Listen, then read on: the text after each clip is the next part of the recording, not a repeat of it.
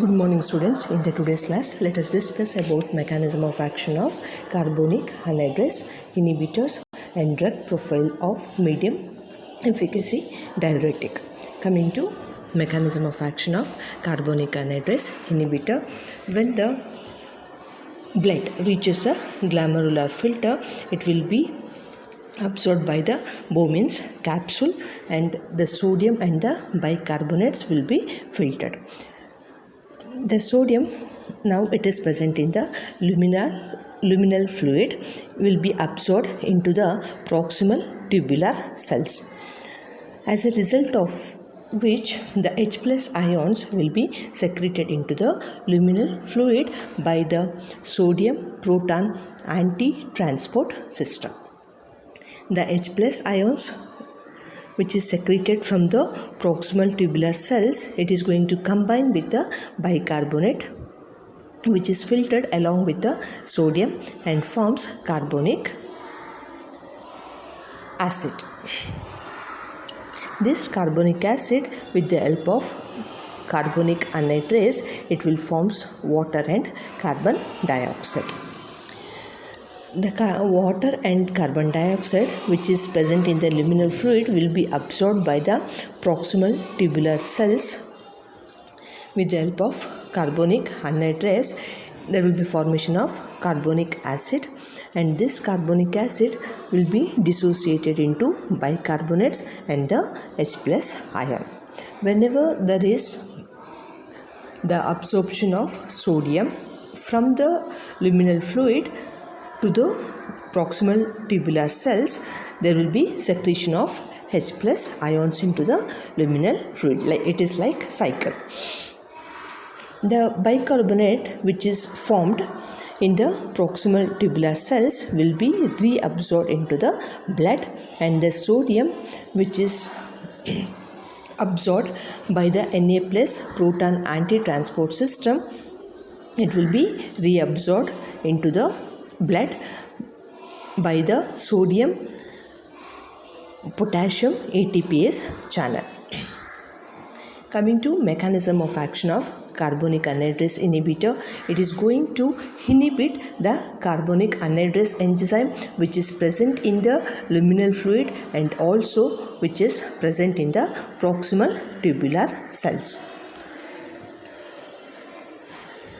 As a result of inhibition of the intracellular carbonic anhydrase in the proximal tubular cells, results in decrease in the availability of hydrogen ion that are normally exchanged from the luminal fluid Na plus ions. Thus, there will be decrease in the proximal tubule reabsorptions of the sodium. By the inhibition of carbonic anhydrase on the proximal tubular cells, decreases in the uptake of the carbon dioxide, the net result is decrease in the reabsorption of the bicarbonates.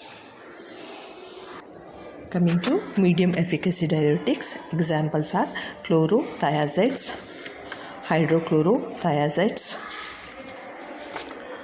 hydroflumethiazide and cyclothiazide. First one, let us know about chlorothiazides. Chlorothiazide is a potent diuretic and is used for the treatment of all types of edemas. It is used alone or in combination with the other antihypertensive agents in the management of hypertension. The onset of action is rapid, approximately 2 hours it will take, and last from 6 to 12 hours. Coming to synthesis now, when 3-chloroaniline is treated with chlorosulfonic acid, results in the formation of 4-amino-6-chlorobenzene 1,3-disulfonyl dichloride. When this is treated with ammonia, there will be formation of 4,6-sulfonyl amido 3-chloroaniline. When 4,6-sulfonyl amido 3-chloroaniline is treated with formic acid, there will be formation of chlorothiazide. This formic acid cyclizes 4,6-sulfonamide amido 3-chloroaniline to chlorothiazide. Coming to hydrochlorothiazide, the onset of diuresis occurs in 2 hours and the action persists for 6 to 12 hours. The drug is effective in edemas associated with congestive heart failure, hepatic cirrhosis, steroid therapy, and various forms of renal dysfunction.